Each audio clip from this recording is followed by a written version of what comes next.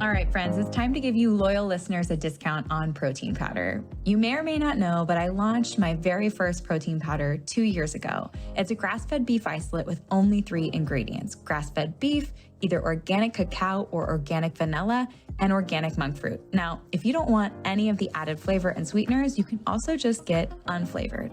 And no matter what flavor you choose, you're getting over 23 grams of protein per scoop, which is going to keep you full and satisfied between meals. I love starting my day with a Fab4 smoothie and breaking my fast with that much protein. It makes a serious difference in my cravings and blood sugar balance the rest of the day, and I've seen it with my clients as well. Now, I never thought I'd own a product company, but when I got pregnant with Sebastian, I realized the majority of protein powders were chemically extracted or enzymatically extracted, and I wanted to use heat and water only. I wanted minimal ingredients because we don't need those emulsifiers, fillers, or added vitamins, minerals, and probiotics. All of those additions increase the chances that it's not going to work for your body, whether it be bloating, digestion issues.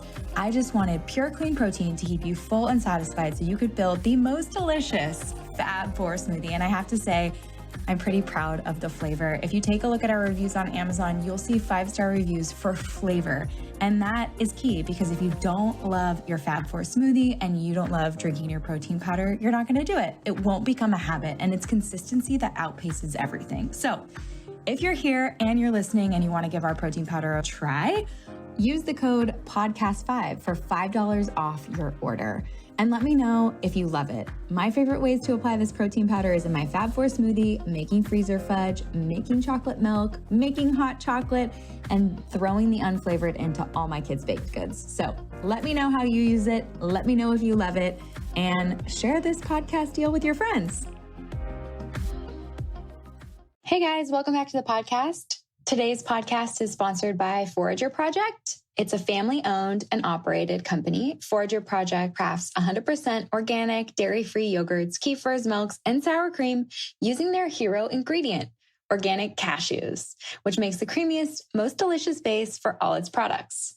Only for our podcast listeners, Forager is offering a limited time coupon for a free cup of yogurt at www.foragerproject.com/cultivate health. And while you're there, check out hundreds of delicious, easy to make dairy-free recipes. In the Loveback House, we are loving their cashew sour cream. We drizzled it on tacos last week, and Bash was super into it. Poor kid has never tried sour cream with that dairy allergy. And we are so thankful for Forager for sponsoring today's podcast and for offering up that tang we all love so much. Hey guys, welcome back to the show. I am so excited to have Doug Bopst on the show today. He's formerly incarcerated and addicted to drugs. Doug turned his life around in prison. Discovering fitness while in prison changed his life, and he now uses his platform as a trainer to help others. Doug is now an author, a speaker, a podcaster, a personal trainer, inspiring others to elevate their lives through fitness. And I am so excited to have Doug on the show. I was a guest on his podcast earlier this year, and I just think it's amazing what you've been able to do with mindset and how you've taken maybe the hardest times in your life and found the silver linings to change and inspire others. So thanks for being here. Kelly, thanks for having me. And I got to tell you, your episode on my show was incredible. The feedback from it, from people, was really good. The way you simplify nutrition and healthy living, I think, is something that people can really get behind with so much noise out there. I think your approach to it, I mean, and I've been a trainer for almost a decade, is one of the easiest ones that I've come across. Hey, you know what? I'm just looking for people to be able to stick to something. So make it easy, a little bit easier to understand and a little bit easier to execute. And I feel like that always really helps. But this isn't about me. This is about you. So can you tell me a little bit about finding health and fitness while being incarcerated? And let's actually back it up. What happened? How did you find yourself behind bars? It's a loaded question. So it's interesting as I think about it now. I host a podcast called The Adversity Advantage, where I help people get through hard times and give them the tools and tactics needed to respond to these situations in a way that won't make it worse. And growing up, I used adversity to my disadvantage completely. And as I look back, there were a few things that I think led to my incarceration. Number one was massive insecurities. I was the kid whose parents got divorced when I was 5, back when a time when divorce wasn't common. This is back in the early 90s. I don't know exactly what the divorce rate was back then. I didn't pay attention to it like it's like now, but now it's, upwards of 50%, maybe a little bit higher. So it's pretty common. I was bullied in school. I was picked on a lot. I was never good in sports, even though I loved them. I was always the kid who watched ESPN. I was always the kid who tried to play sports, but I never made like the travel teams or anything like that. I never had any luck with girls. So I was watching my friends have girlfriends. I was watching my friends take girls to the dances. And I was always the guy that tried to go after girls, but they just weren't interested in me. And then I started to gain weight at a really young age. So I was probably 10, 11, 12 years old. I started to get like a little bit of a belly and started wearing husky pants. And I started to really ask myself some deeper questions, like, what's wrong with me? Why am I gaining weight when my friends aren't? Why am I not fitting into clothes that my friends would? Why am I not good at sport? Like all these things. And I just created this image of who I was, that I was there was something wrong with me. And I was afraid to be who I was. I didn't know what to do. And it wasn't like I could say, I couldn't reach out and say, hey, why am I not having, why don't I have a girlfriend? I couldn't go to my friends and be like, hey, why don't I have a girlfriend? It's embarrassing, right? Or I couldn't go to my parents and be like, I'm really depressed because I'm not making the teams. It just wasn't, it wasn't something you did. And I was always looking for a way to escape subconsciously. And the first opportunity I got to escape was when I was 14 years old. And I got offered a hit off of a marijuana pipe. And it's interesting because as you alluded to a moment ago, that I was incarcerated. I never thought in a million years that when I took that first hit that I would end up in jail as a result of making poor decisions. Nobody does. It's not as easy as that. If you told somebody that started smoking pot that you're automatically going to go to jail if you continue to make these choices, 9 times out of 10, they probably wouldn't take that first hit. They would do whatever they possibly could to deal with whatever was going on inside of them to make sure that they wouldn't get that result. So for me, I was just like, oh, I'm doing the cool thing. I'm trying to fit in. And I took that first hit, Kelly, and I felt like this monkey come off my back. All my worries were gone. All my fears were gone. All my insecurities. I didn't have to worry about whether I was ever going to find love. I didn't have to worry about what my relationship was going to be like with my family. I didn't have to worry about if I was going to find success. I didn't have to worry about if I was going to ever lose that weight that I had gained when I was young. And what ended up happening is I became addicted to that feeling. And I began to smoke every day just because I had built up a habit, started selling a little bit on the side to support that habit. And what ended up happening as a result of that is it created a strain in the relationship with my family, as you can imagine. And my mom ended up kicking me out of her house on my 16th birthday because she busted me with a little bit of pot and sent me to my dad's house to live full time. And my dad and I always had a strained relationship growing up. So to me, it was a huge slap in the face, even though looking back now, she did the best that she could. And it's not like she purposely went to hurt me, but it definitely created some more insecurities in me. Ended up changing schools the very next day, went up to a rural high school to live with my dad, thinking that it would force me to change my friends, force me to change my behaviors. And all it did was just gave me more of a reason to use more drugs. Kept on the same path, was smoking more and more. Barely graduated high school. And after I graduated high school, I ended up turning to cocaine because the pot couldn't do it for me anymore. I could only get so high off of the pot that I had to turn to something else, and started snorting like a line of Coke. That turned into me snorting upwards of an 8-ball of Coke a day. And then to support that habit, I began to sell drugs, to sell pot as like a job, because it was easier to make money selling pot than it was to work and make $5, $6, $7, $8 an hour, whatever it was back then. And the problem became that cocaine made me really anxious. And I was already a kid who clearly struggled with anxiety and worry and fear. So me doing an 8-ball of Coke a day and my anxiety went about as well together as you telling somebody to lose weight and they're eating pizza every day. It just doesn't work. And what really ended up bringing me to my knees was painkillers, because I developed all these insecurities and anxieties on top of the ones I had already had from my drug use, that somebody offered me a 5 milligram Percocet. And as soon as I took that 5 milligram Percocet, I felt that same monkey come off my back that I did with the pot. And I want to remind people, I know that when I was taking it, I didn't realize how addictive painkillers were, because when I took the 5 milligram Percocet, I was like, oh, it's not that bad. I'm not doing heroin. It's, they're prescribed to people, so it's not that bad. But I knew I wasn't putting kale in my system. So these things were so addictive that the 5 milligrams turned into doing 10 milligrams a day, 20 milligrams a day, 40, all the way up until I was doing 400 milligrams a day, like spending a few $100s every single day just to support my habit. And I was also, like I said, selling a bunch of pot. So I was selling like $10,000 worth of pot a week to support my drug habit, make a little bit of money, which was all going up my nose, spending money at the strip clubs, unhealthy foods, that sort of thing. And Cinco de Mayo 2008, I was riding around to make a drug deal with a few of my friends. And a cop was running radar, and I had a busted headlight, and I had a half a pound of pot in my trunk, $2,000 in cash. And I flashed my high beams at the police officer, thinking that would give him a reason not to pull me over, because he could tell that my headlight wasn't busted. But really, it gave him a clear cut reason to pull me over. Pulls me over, ends up, suspecting suspicious activity in the car, and ends up like poking his flashlight around a little bit. As you can imagine, my heart's like in the pit of my stomach, nervous. Like I just had a gut feeling this is it. Finds an open container of beer that my buddy had in the back seat, pulls me out of the car, asks me to search it. And I told him yes. And subconsciously, I think I wanted to get caught, which is the interesting thing, because that's like rule number one when you're selling drugs. There's a few. Well, one, you don't ride with a bunch of drugs in your car when you're going to make a deal. Two, you don't tell the cop he can search your car when you know you have stuff in the car. Pulls me out of the car, searches it, finds the half a pound of pot, the money, puts me in handcuffs, and I'm in the back of his car. And in that moment, I don't know if anybody's listening to this, or maybe there's a mom or whatever.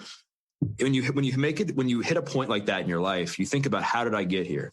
How did a kid who just wanted to be loved, how did a kid who wanted to be successful, how did this sweet kid end up in this car? And as I look back, it was just stacking these bad choices one after the other. And everything kind of came to a head as my life was flashing before me. And then any dreams that I had even remotely had were shattered, gone, all that sort of thing. Taken to jail. I'm charged with a felony, intent to distribute marijuana, the possession with intent to distribute marijuana, and end up going to court a few months later. And meanwhile, I still have this horrific opiate habit. I didn't stop. And this was September of 2008. And the judge finds me guilty and sentences me to 5 years, suspends everything but 90 days, meaning that if I messed up again, like if I got another charge or if I violated my probation, I could potentially go back and serve the full 5 years. 5 years probation, 200 hours community service, all kinds of fines and drug classes. But he looked at me and he's like, Doug, if you complete everything without messing up, I'll take the felony conviction off your record. He's like, you're young, you're 20 years old. He's like, this is going to haunt you the rest of your life. So I'm going to do you a favor. And in that moment, I was like, well, it didn't really matter. I didn't think I was going to live to see 25. I'd already buried several of my friends to this point. I had already proven to myself that I couldn't keep a job, couldn't keep any kind of relationship, including with myself. So I was like, whatever. I didn't think anything of it. And ended up reporting to jail a few weeks later, ironically, a week after my 21st birthday. And what ended up becoming my biggest setback, which was going to jail, ended up becoming my biggest blessing in the end. So that's how I got to jail. I mean, in the nut of it, wow. In the short of it. Yeah.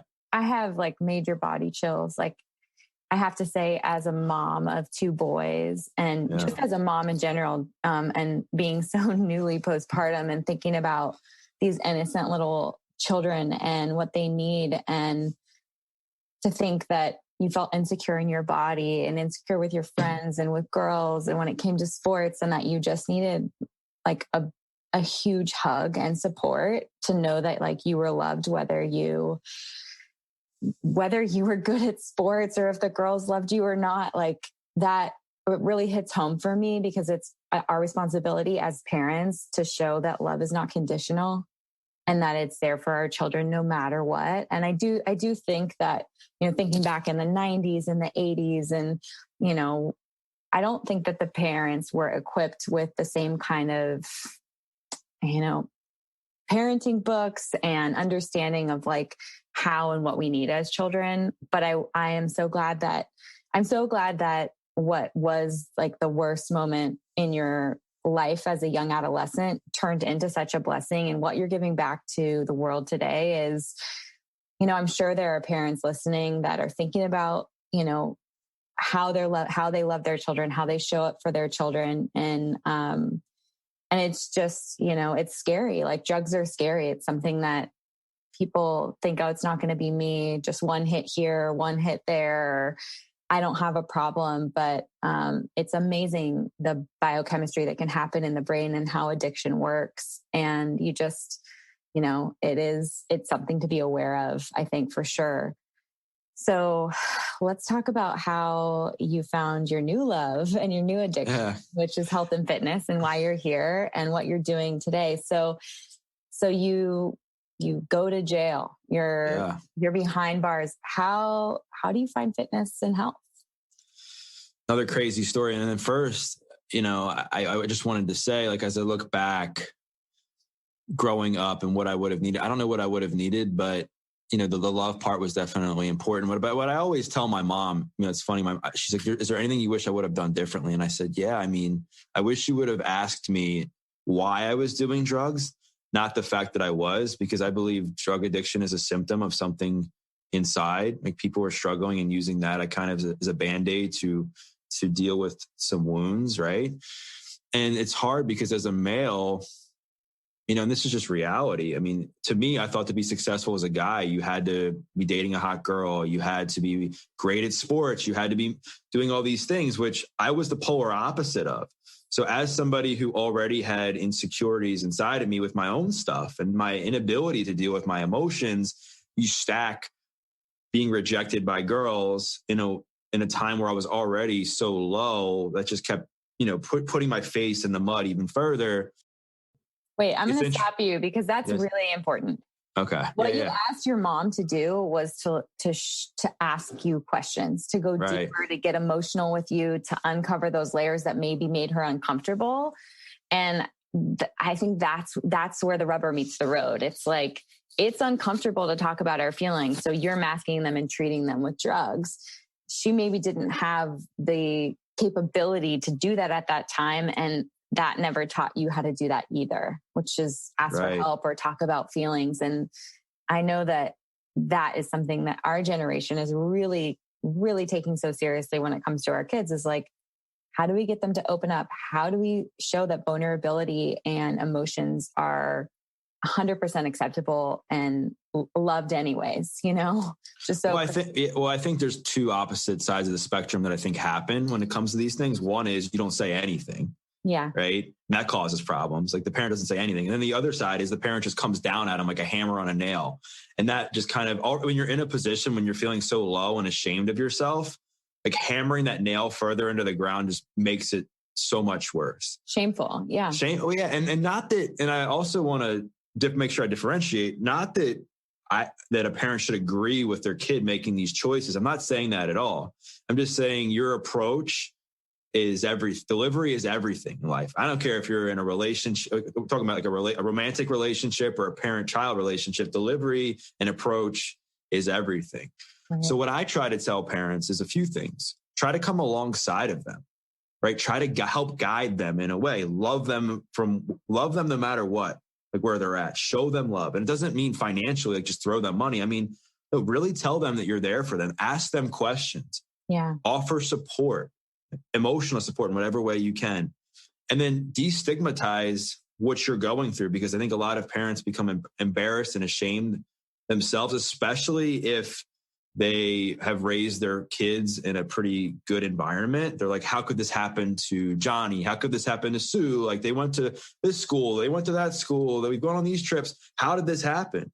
Life happens and it's going to happen. Chances are, if you're listening to this, like, I don't know what the exact percentages are, but somebody listening to this is going to have a child who struggles with addiction. It's just the way it is. It's unfortunate. Right. So just when it happens, accept that it, probably wasn't your fault. In some way, something happened. Not to say that, parents don't mistreat their kids, doesn't lead that, but I'm just talking about the general context of life. Right.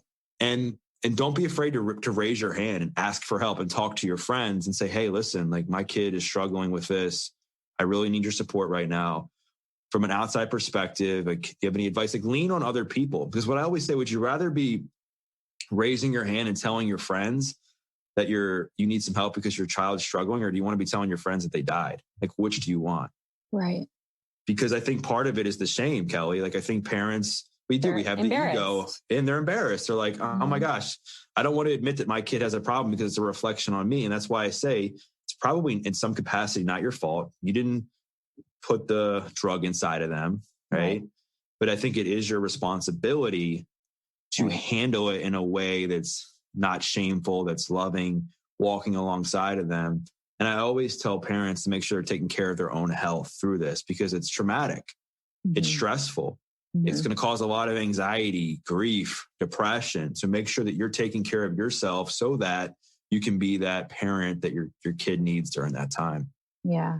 You know what I absolutely love for parents listening, the whole brain child and everything that, you know, that whole series of books, it is exactly what you're saying. It's like, I love you so much, no matter what. I see that you're in pain. I see that you're struggling. Why don't you tell me about why you're struggling? But here's the hard line. Drugs are still not okay in our family. I still don't want you doing them. That's not what we're supposed to do. You know, you can still have hard lines and still be loving at the same time.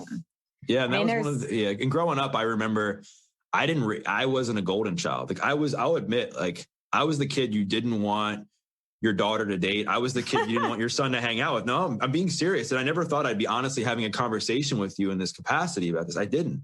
Yeah. And when my mom kicked me out, I was so emotional, and it was like all my emotions and all of my resentments and anger just exploded. I remember I flipped out and yelling, screaming. I ran away. And I think in that moment, I just wanted a hug and just be like, you know what? I'm not leaving your side. Yeah. And, you know, she kicked me out, and I think she did the best she could in that situation. But I think it's interesting now, as drugs have become less, like drug addictions become quote unquote less stigmatized and more people are talking about it because it's now happening to so many people, that I was able to say, and I'm able to say to parents, like, we all deal with stuff in unhealthy ways sometimes. I mean, some of us it's drugs, some of us it's shopping, some of us it's vanity on social media, some of us it's sex, some of it's anger, drama. But look at food. Look at why people are doing it. Because you have to address the wound. Because even if you take the drugs away and someone stops using drugs, they're going to find ways to self-medicate in other capacities if they don't address the why. So for me, I was clearly insecure. I was hanging around the wrong crowd. I felt ashamed of who I was. I had a lot of unanswered questions. I was told that I looked like I had Down syndrome when I was in early high school. And my self-image of myself had been completely hijacked by what people had said of me, and then I started to believe all of that and create this narrative of who I was. And I just didn't even feel worthy of love. I didn't feel worthy of success. And I didn't even feel worthy to be myself as a human being. Wow. So I checked out. I did whatever I could to check out. And that's what drugs did for me. That makes sense. It makes sense. I'm so sorry you felt that way at such a young age. I just can only imagine. I think only really strong people who have kind of a wake-up call moment like you did can start to address and kind of like gather the tools to work through all of that trauma as a child. So let's get to how you found fitness and health. And if you remember those like first few like moments or times or days when you were behind bars and what it felt like. Yeah, I remember. So you would think, you know, as strained as my relationship was with my family, you would think the last moments would be spent with my family, like saying goodbye, you know, just hugging them, eating a meal or something. My last moments were spent getting high. Like the very last thing I did, and I was almost late to reporting to jail. And if you're late, it's considered like escape because you're supposed to be there to set time. And if you're not, they're considering you like, you're on the run, I guess. Right. So the last thing I did was snort several hundred milligrams of Oxycontin. Before I was like, you know what, bon voyage, this is it. I'm going to jail. Right. End up giving a quick goodbye to my parents. And then I walked through the gates. And what's interesting to me is when I walked to the gates, I was crying because I didn't want to go. And when I left, I cried because I didn't want to leave, which I'll explain why in a moment. And as I walk into the detention center, all these fears I had, all those things you would hear about jail that you would worry about if you had never been in there were going through me like crazy. Because I was always the kid who never wanted to fight, was always the kid who ran from my problems, was always the kid who had massive anxiety. So I was like the perfect candidate to get bullied in there. I just was. Because I was like, if I got bullied in high school, I mean, I'm in jail, I'm definitely going to get bullied. I'm definitely going to be the guy that gets picked on. And well, the first thing I had to deal with was not just going to jail, but detox. So I had detox cold turkey off opiates, which for anybody listening who's not familiar with it, it's like having the worst case of the flu. All the symptoms that go with it, uncontrollable bowel movements, nausea, vomiting, sleepless nights. But the worst was the feeling of trying to crawl out of your own skin. You really feel like a person inside of you is trying to leave you. And as I look back, it was the old me trying to get out of me. I felt like I really was reborn in a weird way. And my soon-to-be cellmate was sitting there at the Scrabble table. They were playing Scrabble. So in jail, what you do is you play things like Scrabble, chess, pinochle, spades, and then people exercise. There's TV on. And he's sitting there playing Scrabble, and he's like, "What are you doing here?" And I just remember like kind of my shoulders rounded forward and very quietly telling him why I was there. And he's like, okay. And he's like, "You're going to start working out with me when you get done your detox." And I was like, "What?" I was like, "No way, dude." Because at the time I could have been a model for Pillsbury. There's no way I was going to get down and work out in front of all these guys. There's no freaking way. And I remember that night, he was like a more jacked version of Brad Pitt from Fight Club is the way I kind of describe him. He was doing thousands of push-ups, all these pull-ups, running. I was like, who is this guy? This guy's a freak. And we were in our cell. I can't remember if it was that night or the night after. And we were talking more about my story. And he was just like, "Why are you here? Like, what happened?" And I started blaming my parents. I said, my parents got divorced. I started saying that girls rejected me. And I started saying that I was bullied and this and that. I was fired from these jobs. And I guess the G-rated version is he just said to me, "Quit being a wuss, man." And it was not what I wanted to hear, but it was exactly what I needed to hear. I always say like a good coach will tell you what you need to hear, not what you want to hear. And for me, it felt different coming from him, even though I'm sure plenty of people throughout my life told me not to use drugs, told me to stop selling drugs, but he had no skin in the game. It was like this unconditional love that I felt from him.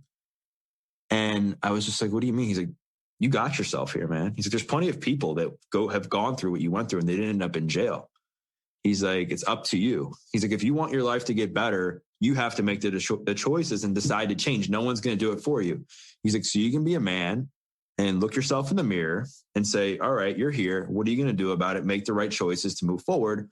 Or you can be a wuss and go cry in the corner, be pessimistic and say, woe was me." He's like, "Most people will do that." He's like, "What do you want to do?"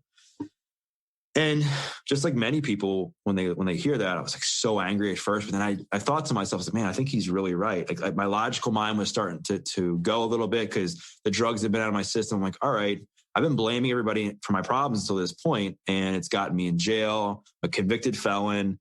I've had 20 jobs, torn relationships, drug addiction, all these things. So there's got to be something for this because I had played the victim most of my life. I had felt sorry for myself for everything I went through. Not that I wasn't a quote unquote victim of bad circumstances, because I was, but the way I chose to respond, I continued to victimize myself over and over again and ended up like turning to drugs as a way to escape the victimization that I put myself through. And so I remember that night being like, hey man, I think I'm finally ready to give this exercise thing a try. Cause he'd been nudging me. And after me seeing him, I was like, he's got what I want. He's ripped. He's jacked. He's like this bad dude. And I remember getting down to it. And mind you, I'm in front of a bunch of grown men in this common area of jail. Right. So the kid who was hyper insecure, was afraid to always, ask a girl out or afraid to fight or do these things that required self-confidence. Right. I was getting down to do a push-up and collapsed. And I remember looking at him like, why can't I do a push-up? And he just said, man, he's like, you're fat. And I remember I hated that word. And I don't think it's like always the best word for people to use, right? At all. But for me, it lit a fire in me for some reason because I hated that word. I was called that my whole life. And I think in that moment, it felt, like you say fat is fuel. And for me, I felt like, wow, this is fuel for me. And I was like, you know what? You're right. I am. And I need to do something about it. So I remember getting down and doing to my knees and trying to do a push-up. Couldn't do it. I was just like, man, he's like, dude, you got no core strength. He's like, look at you. He's like, you can't even hold yourself up. And I was like, God, what has gotten into me? Like, what is wrong with what happened to me? And he was like, all right, just go walk up and down the stairs and like take a break. Like walk up and down the stairs, and I'm huffing and puffing. So I was smoking like a pack and a half of cigarettes at the time too. And he was like, you know what? I'm going to train you in here every single day. He was like, we're going to set some goals. He's like, but you got to show up. You got to follow this little food plan I give you. And he's like, you got to just keep going. Don't quit. I'm like, okay. And we set a goal to do 10 push-ups and run a mile or something by the time I left my 90-day sentence. And with his motivation, encouragement, inspiration, I was able to do it. The one push-up led to 2, led to 3, led to 4, and so on and so forth. And I was able to do a set of 10 push-ups, and then I was able to run a mile. And what we would do is every night I would just focus on running a little bit more. So we would have a deck of cards, and there was like a way you could kind of run a lap inside jail. And every time you would run a lap, you'd put a card over, you switch a card from your left hand to your right hand to count the laps. And each night I would work on just switching like a few more cards over to the next hand. So I slowly built stamina. And a light bulb went off in my head that I never had before. I finally had this sense of self-confidence. I was walking with my chest up and not my shoulders rounded. I felt that I could talk to myself in a compelling way. Instead of telling myself that I was a piece of junk, I said, you know what? You are strong. You are amazing. And I just changed the way I talk to myself, because I think what happens, Kelly, is it's not the way that people talk to us that brings us down. It's the way that we talk to ourselves. And if we're walking around, maybe we're around other people 1 or 2 hours a day, but you're still with yourself the rest. And if you're sitting there saying, you're a piece of garbage, you suck, you're ugly, it's going to crush you. And I had done that my entire life. So I really practiced talking to myself in a compelling way, not just talking, but believing that I was so strong and brave for having the courage to get down and do push-ups in front of a bunch of grown men that I was terrified of when I first walked into the doors. And people started cheering me on. Like, it was weird. I had this crowd of people that have watched me change, that I walked in there like a zombie and left a totally free man. And I don't mean free just because I was out of jail. I meant free spiritually, mentally, and emotionally, because all the masks got ripped off of me when I went into jail. The mask of trying to fit in, the mask of trying to be somebody I wasn't on social media, the mask of drug addiction, the mask of shame, all these things were gone. And I had to really deal with my stuff in an authentic way. And I felt like I was going to beat drug addiction. I was like, you know what? I'm going to change my life. This guy has helped light this little torch inside of me that I didn't have, and it's starting to burn a little bit. I'm going to take it and I'm going to pour gasoline on it and light the world up. And to be honest, it took me having blind faith to get from that point to where I am now, because the odds were so stacked against me. The odds of people when they get out of jail and going back are very high. The odds of relapse are very high. I was a convicted felon, had all these jobs. My track record proved that I was a quote unquote failure. But I knew if I believed in that and I just focused on the failures and I focused on all the negative stuff in my life like I had done up until that point, I would continue down that same lane. But I knew if I at least, shifted, instead of stepping to the left, I stepped to the right and focused on the things that I had overcome in jail and focused on that, it gave me a chance, not a guarantee, but a chance. And I went all in on that. I had this self-confidence. I finally had developed some discipline, finally got comfortable being uncomfortable, which we all know is crucial for life. And when I left jail, I walked up to my cellmate crying. I was a mess when I left because I was so emotional that I had this unexpected angel come into my life. And I said, hey man, how can I ever repay you for this? I felt like I was like, what am I going to do? Because people struggle when they leave, because when they leave jail, they've had their life so regimented. It's like, all right, you get up, you eat, you have lunch, you have dinner, and then in between you're playing games and cards, and you got maybe some Bible study here and there. And there's guards watching over you. You're supervised the whole time. So when you get out into the real world, like, it's reality. And I remember him saying to me, he's like, don't mess up and pay it forward. Now, at that time, I hadn't read a page of a personal development book. I didn't know what paying it forward meant. I didn't know what being of service meant. I was just like, all right, man, I swear I'm never coming back here. And he gave me a workout plan that I still have framed in my place. So I never forget where I came from. And got out. lost a bunch of weight, lost 50 pounds, and then ended up getting to a point fitness-wise where I wanted to help other people use fitness to change their lives. So I ended up becoming a personal trainer in April of 2011. So it's been almost 10 years. And I found my new high in helping people use fitness to achieve their goals, and not just for the physical benefits, but the mental and emotional benefits. Because I could relate to people in a way that many couldn't. I could relate to the person feeling insecure about their weight. I could relate to the person who was struggling with their mental health. I could relate to the person that couldn't be around their friends because they felt insecure in their body. I could relate to all of that. So when people would look at me and say, you know what, I'm struggling, I want to lose 10 pounds. I don't think you understand. You're fit. I'm like, no, I do understand. Let me tell you where I came from. Because they would say, how did you find fitness? And I would tell them, and I was very honest. And they're like, really? So people could relate to them. Like, I believe that true transformation can happen when somebody who's trying to get through the journey feels that you've walked in their shoes before. And I think sometimes in the personal development space and in the health and wellness space, we focus on the end goal in which we talk about sharing our story. We're sharing the smoothies, we're sharing the abs, we're sharing the money. But our clientele or our customers, or the people we're trying to take along the journey, are trying to wonder, have you ever felt this way before? Have you ever felt stuck? Have you ever sat on the couch and not felt like moving? Have you ever looked in the mirror and said, I hate who I am? Have you ever had to suck in your belly because you were so insecure to be around women that you didn't want them to know that you had a belly? I've been through all of that. And so I was very fortunate to build a really successful personal training business, and time flew by, stayed on a straight and narrow, and it was time for modification of my sentence. And it just so happened that one of my clients was a lawyer, and we wrote to the judge for modification of my sentence. And he granted me my day in court and ended up taking the felony conviction off my record, giving me the PBJ. And I never realized how one's life can change in a matter of seconds, from being shackled as a felon to now being a free man, being able to vote, being able to leave the country, being able to not check a box and all these things. And since that point, this was back in January of 2014, I've been on a mission to use my platform, or really use to share my story. And then I guess I've built my platform through sharing my story. Wrote my first book, From Felony to Fitness to Free, to inspire people to make the most of their second chance, turn negative into a positive, and focus on how far they've come and not how far they have to go. That is key for anyone looking to change their lives. It's easy to focus on the things you don't have. It's easy to focus on the weight you haven't lost. It's easy to focus on the strength you haven't gained. But what have you already gained in the past? What have you accomplished? Because we live in such a forward-thinking society where we're always looking 10 years ahead, 15 years ahead, 1 year ahead, that we're not looking back. And not back in a negative way, focusing on all the negative stuff in your past, but the things that you have gotten done. Because anytime you're going through a hard time in your life, lean in on the times you've gotten through hard times. It'll give you the confidence needed to get through whatever you're going through. I've been there. Right. And so after I wrote my first book, I was like, I feel like God has kept me on this earth for a reason. Because I lost a bunch of my friends growing up.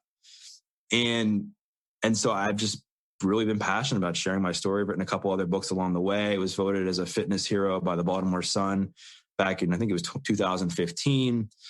And then have, shared my story on media outlets like Today's Show and in Men's Health and different podcasts and Impact Theory and on Rich Roll's show. And now I'm here with you, and I have my own podcast called The Adversity Advantage, just to help and to share my story to people like you and people listening to this, to give people hope that they can get out of a dark time. It's not easy.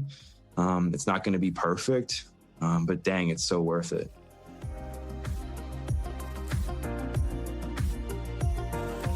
Let's take a minute to talk about Beekeepers Naturals. This is one of my favorite companies, and I'm kicking myself for not purchasing this product, investing in this company, and being a supporter a few years ago when I first heard of them. But I really didn't understand the science behind bee products until I had Carly Stein, the founder of Beekeepers Naturals, on the podcast. So I definitely recommend going back and listening to that podcast if you're interested in learning more about the science of bee products. But Beekeepers Naturals puts out the cleanest bee products available, from raw honey to bee pollen, propolis, and royal jelly. Propolis is something that Sebastian, Chris, and I all take daily because it's immune supporting and germ fighting and loaded with antioxidants to protect our bodies. propolis is the bee's medicine, and it's ours too. So we take it daily. If you guys are interested in trying Beekeepers Naturals, they have 100% money back guarantee. And I definitely think it's a company that you too should also invest in to help your family stay well.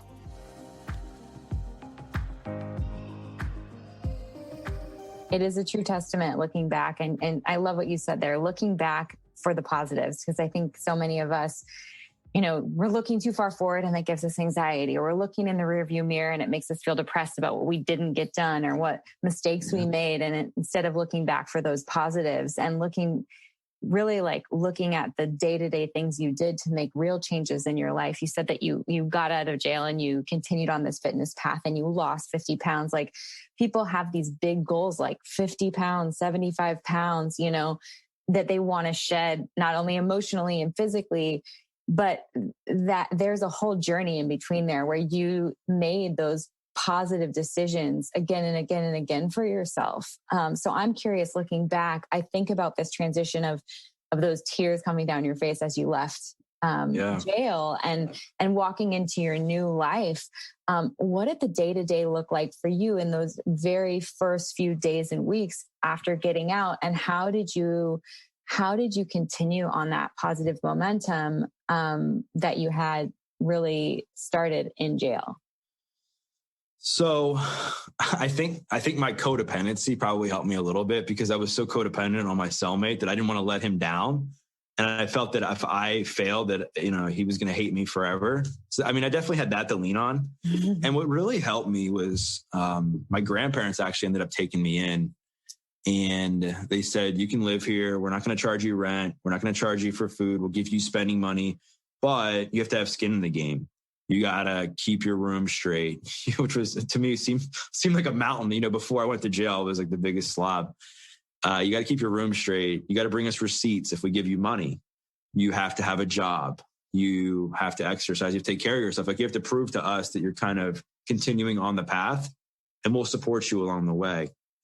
And, I got kind of lucky, if you will. But I think it gave me this structure that I never really had. And it was structured in a loving way, where they kind of gave me a little bit of freedom, but they just knew, like, listen, like, if you bring us a receipt and it doesn't match up with what you said you were doing, you're out. And in those first few days, in those first few weeks, I just had to focus on that day. Like, I just knew that I looked at back when I was in jail, I said, okay, like, every day I felt a little bit better. So every day I exercised, I ran, I ate okay. And slowly but surely, I felt better day by day. And so I knew I had to keep that up. So every day I focused on, okay, I'm going to exercise, I'm going to run, and I'm going to eat well. And I'm going to stay away from dangerous substances. And that was my goal. That was it. Just doing those few things. And so slowly but surely, I built that up. And then like a few days turn into a few weeks, turn into a few months. And you look back and you're like, wow, I don't have these cravings anymore. I found new ways to manage my emotions, because I think what happens, Kelly, is neurologically, your brain gets so used to creating behaviors that get attached to emotions. Meaning, for me, it was like every time I was anxious or depressed or angry, I would go and do drugs. So my brain knew that as second nature. So it was almost like a instant knee-jerk reaction. You're depressed, go get high. But now what had happened, because I still had these same feelings. I was still worried, like, well, what's going to happen to me in 5 years? Like, is anybody going to like me or whatever? I still had these feelings, but how I managed them changed. It was like, all right, I can run now, and I can channel those negative feelings and that negative energy into something positive. And I started to build more self-confidence in myself, knowing that I could stay healthy without being in jail, that I didn't need somebody on me 24/7 to push me to exercise. I was now doing it for me. And as I started to lose more weight, I started to develop a better self-image of who I was. And it wasn't because I started to look better. It was because I had finally done the things that I had known I should have been doing all along. Like, subconsciously and even consciously, I knew I needed to lose weight. I knew I needed to exercise. I knew I needed to eat better. I knew eating like 3 pieces of pizza and a cheesesteak for lunch wasn't healthy. But I just had no confidence in my ability to do it. So once you start raising your self-esteem and your self-confidence in one area, what happens is you start to not settle for other things in your life that are negative. So I started changing my friends. I started saying, I don't really align with people that are going out and partying all the time. Not that they're bad people. I just knew I didn't have anything in common with them anymore. So it became awkward. It's kind of like that awkward first date you go on where maybe you think they're going to be a good match and you sit there and you sit across from them and it's like, there's no conversation, like nothing to talk about. That's how it started to become with my friends. It was weird because I was like, wow, like 5 years ago, we were having these interesting dynamic. We did so much together, but I was like, wow, why is this weird? And what I realized is I just had nothing in common with them. There's no chemistry anymore because I was more worried about how I was going to cook my chicken for the night or where I was going to exercise the next morning instead of going out or doing whatever they were doing. And so I had to make a really tough decision to leave the friends of my past and develop relationships with friends for my future. And I think it's an important point for people to hear because everybody gets so caught up in the people that they've known for quite a while, even if they're bringing them down. And we have this sense of loyalty and connection to them and feel like we need to have them in our lives forever. And you need to remember that people, just like you have a choice in who you spend time with, they have a choice in whether they want to grow with you or not. And we have to keep that, because who do you want? Like, here's the question I always say, who do you want to be? Do you want to be that person that's 40 years old looking back and be like, man, I wish I would have changed my friends and just done that hard thing and made a short-term sacrifice for a long-term gain, because now here I am still bouncing from job to job. I'm still smoking cigarettes. I'm still doing drugs. I'm still making these bad choices and I'm living with a ton of regret.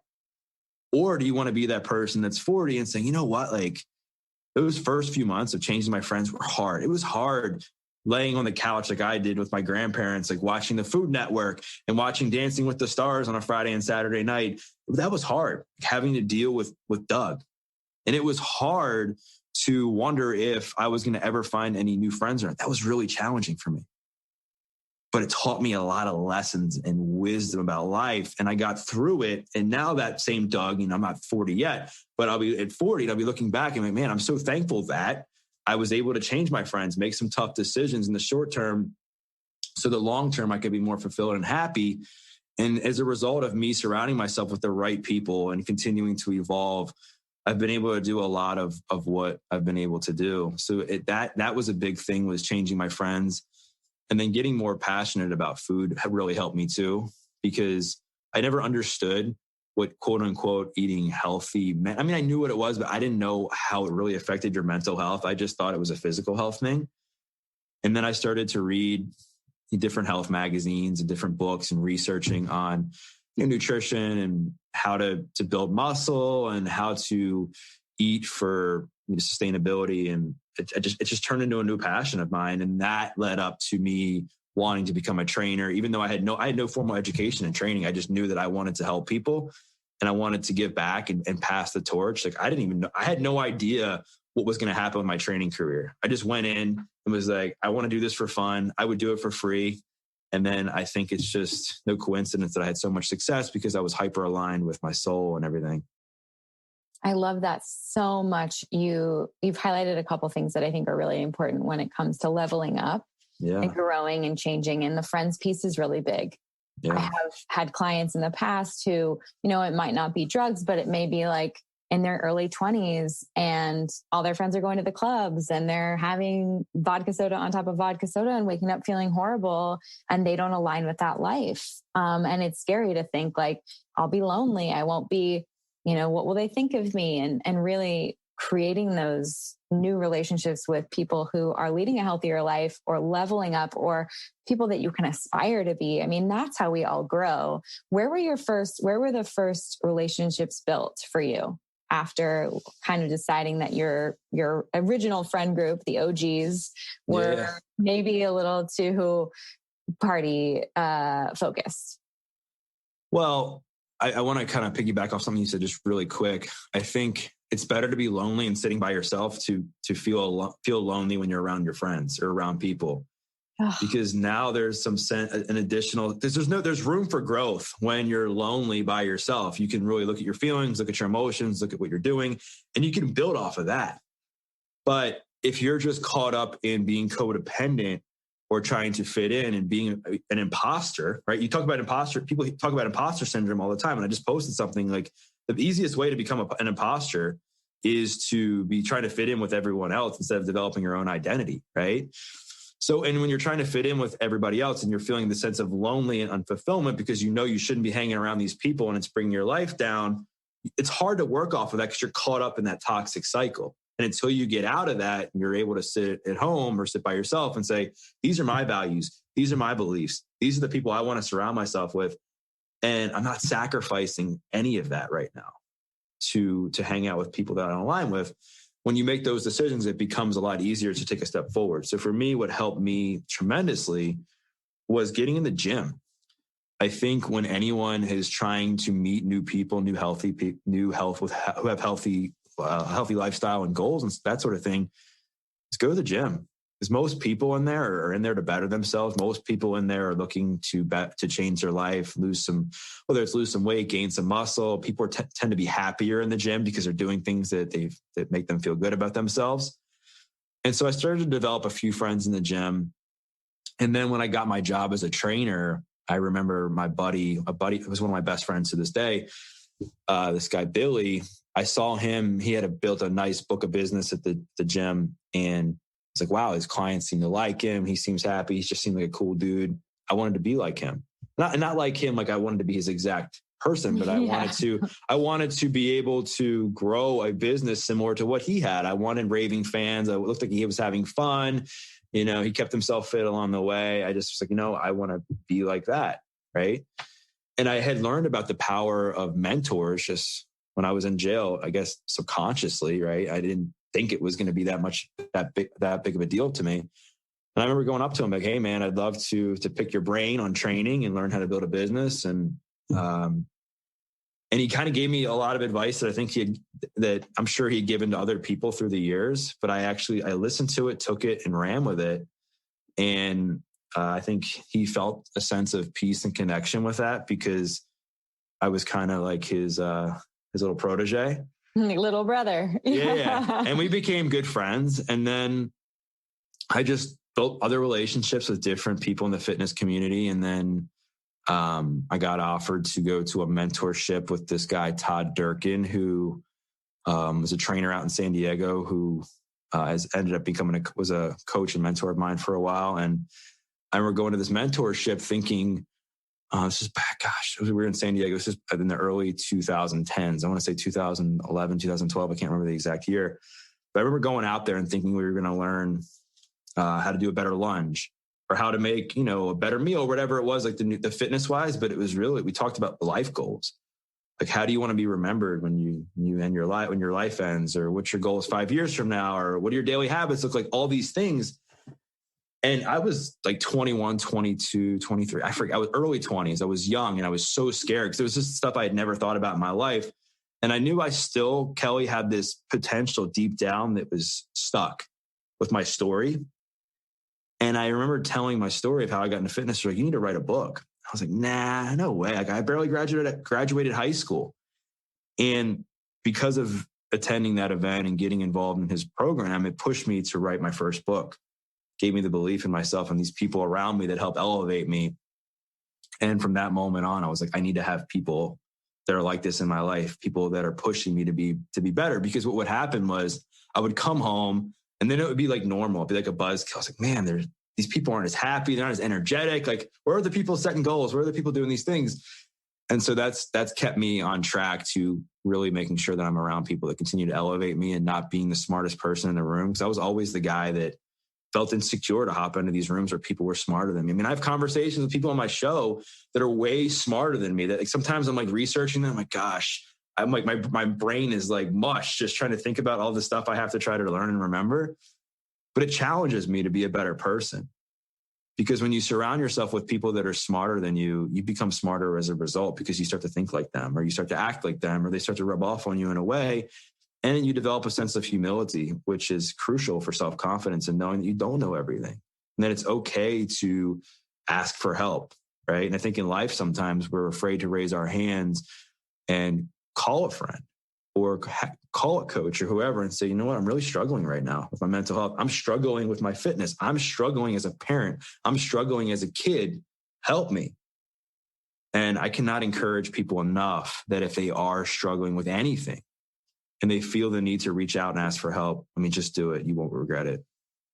Oh, There have been so many juicy nuggets, even just in like the last 45 minutes. Yeah. But I think something that really stands out to me, Doug, which I love so much and hope to emulate, and I hope comes across, and I hope my children are this way, is that how humble you are and how honest you are. Because in today's day and age, when you think about the internet and Instagram and social media, it's like the highlight reel. It's the shiny resume. It's not admitting where we started and how we grew. And I think that's a way more powerful story than like, I've always just had it together. It's always just worked out for me. And I did everything right. The adversity that you face and the honesty that you come with when you tell your story, it shows that that you're a real human who has real trials and tribulations, and that kind of rebound and that kind of growth is attainable by anyone who wants it. And if they need to ask for help, whether that's a coach, a mentor, a cellmate, you name it, like, find someone that can help mentor you and support you to get where you want to go, because it takes the work. It takes those first few days after you leave, in your case, after you left jail, to like keep it going, to keep working out. And sounds like your grandparents kind of held you accountable there too with those receipts, which is great. Yeah. Well, I think too, in a world where everything's so scripted, there's filters, people are on there trying to one up each other on social media and say, oh, I live better than you, or I'm wealthier than you. I'm just like, I want to just be me, because I know at the end of the day, I had what I thought made me happy, which was doing drugs and selling drugs. I thought was going to get me happiness and check out from life. And it didn't. It eventually obviously caught up with me. And then I honestly hit a point, which I want to kind of go on, where I thought that me being ripped and making good money and being clean from drugs was going to provide me true happiness. And eventually that caught up with me too. And it was probably 5-6 years ago, maybe 7 years ago. I had thought I had it all together. I was as ripped as could be, had 5-6% body fat, was eating well, was super strong, was clean. And I think I had just written my first book. And I remember just feeling empty still. I was like, why am I still unconfident? Why am I still unhappy? Why do I still have resentment about my past choices? And I didn't have any spirituality in me. And when I share this, I'm a born again Christian. I don't want people to take it in a dogmatic way. I think the reason why this helped me so much is what's important. So growing up, I grew up old school Greek Orthodox. So my understanding of religion was, if you're good, you go to heaven. If you're bad, you go to hell. So I was like, I'm on the highway to hell. Like, screw God, screw any kind of religion, doesn't matter. And I also was like, if God's about love, why am I addicted to drugs? Why am I being bullied? Why this? Why that? And what ended up happening was, one of my mentors was like, you need to get some God in your life. You need to get some God in your life. This guy, Todd. And I was like, no way, man. I was like, there's no way. Like, I'm on the highway to hell already, right? And then one of my clients ended up being a pastor at this non-denominational church. He's like, man, you should come to church with me. I'll get you Chipotle after. I'm like, nah, man, I'm good. Like, I'm going to hell for putting you through this workout. Like, I literally felt, that's how I felt. Yeah.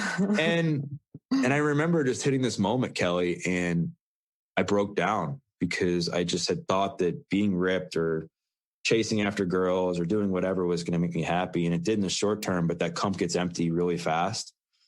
And I remember calling this guy who I train, and I said, hey man, I think I'm ready to give this Jesus thing a try. And it was literally like I just told him he won the lottery. His reaction, right? As anybody who's listening who knows, like, people who are in the space, like, and I remember getting down. I gotcha, Doug. Yeah. He's like, I remember getting down and getting on my knees and doing this prayer and acknowledging that Jesus died for my sins, all these things.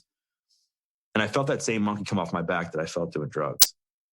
And I'll never forget that moment, walking out of that church and crying and telling my mom how sorry I was the first time. And I started to realize that part of me really died in jail. It really did. I feel like I have somebody else's memories inside of me. And that old person died in jail and was made new when I left. And I didn't understand that was really going on until that day. And I realized that I might not have been proud of my choices, but God was, because he used my screw ups to help other people become better.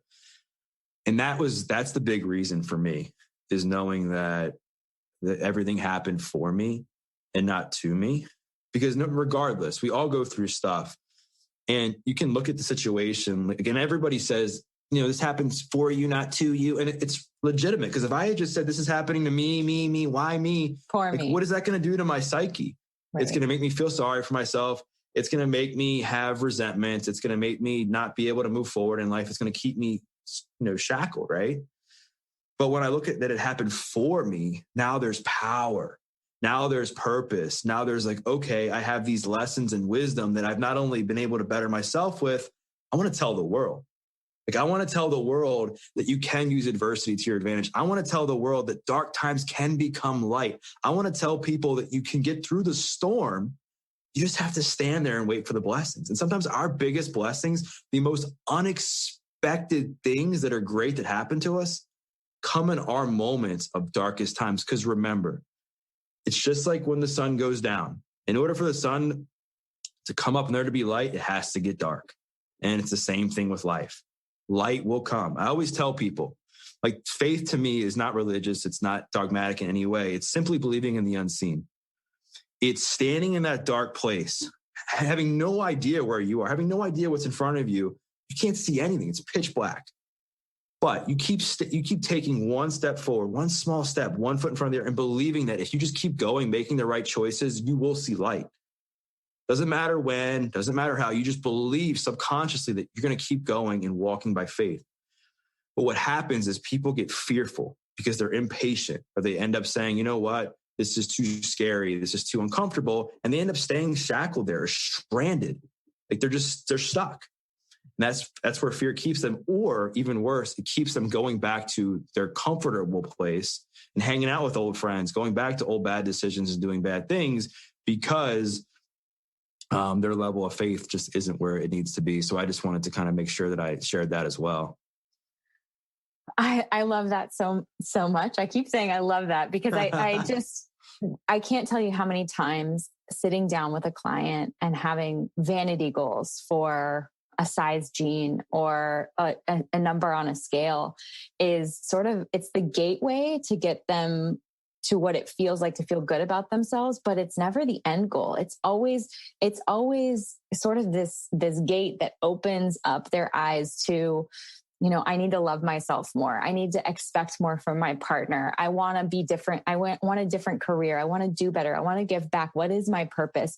And they end up asking these deeper questions. And what's so awesome is that you've acknowledged that. And for anyone listening, these vanity goals are great, but they're not as fruitful, and they're not as fulfilling as a life of purpose, a life of faith, and a life that gives back to their community. And Doug, you are doing just that. I have had full body chills at least 3 times on this podcast because I didn't expect it to go this way. I knew that you had such a powerful voice and such a powerful story, but there are so many lessons along today's podcast from, being honest, taking your adversity and making it your advantage, and making it your purpose, not what doesn't happen to you, right? It happens for you. And for anyone listening, if you're facing adversity right now, I know 2020 has been so hard and so difficult for so many people, but just know that there is something you can do with this story, with your story, whatever it is. And God, it's just been such a pleasure to have you on the show, Doug. And I resonate a little with the Chipotle for church because my dad used to be like, here are the donuts and the 7-Eleven Slurpees. And my sisters and I would sit there in our, at our Catholic church and listen in, but it is something to have a community of people who have faith and to know, even in your darkest moments, when you feel like a failure, you feel shameful, you're embarrassed, it's not going your way, that there's something bigger and better out there for you, and you have purpose. Well, thank you. Yeah. And I appreciate you giving me the opportunity. I honestly love talking to you. You're an amazing interviewer and great conversationalist. And I think you're right. You have to attach a deep beneath the surface meaning behind goals. It can't just be vanity metrics. It has to be something like the fact that you're taking care of yourself, or that you want to live longer. You want to be a better human being for your partner. You want to be a better parent, or you want to be able to move better when you're hiking or whatever it is, because let's face it, like something could happen, God forbid, and you get into a car accident. And then what? Like, what do you have to fall back on? If your whole identity is wrapped up in your body, life can get dark really quick. But if you are able to lean in and say, you know what? I know I'm a strong human being. I know I exercise because I care about myself, and I'm going to continue to do whatever I can on a daily basis, despite my circumstances, to show myself authentic love, compassion, and empathy and care throughout this. I'm going to become a better person as a result of it. And then the last thing I want to leave your audience with is you have to attach a deep why to your goals before life attaches it for you. Because if you don't take care of yourself, stuff's going to happen. We always wait to get diabetes to address how we eat. We always wait until the overdose to address our addictive behavior. We always wait until our marriage falls apart to address toxic relationship patterns, right? We always wait till things get worse, and we're almost in a sick care society instead of a health care. We're in a very reactive society instead of being proactive. So get clear on what you want to do. If you're that person right now that's been wanting to lose the 20, 25 pounds, not to lose the weight, but because you look at yourself in the mirror and you don't like the way you look and you're depressed about your self-esteem and how you feel, lean in on that. Tell yourself every single day when you want to give up on yourself, I'm not quitting today, because if I quit, I'm telling myself that I don't believe in myself. If I quit today, I'm telling myself I'm not worthy. If I quit today, I am quitting on the person that I want to be in the future. Lean into that deep why now, right now, before life attaches it for you. Mic drop.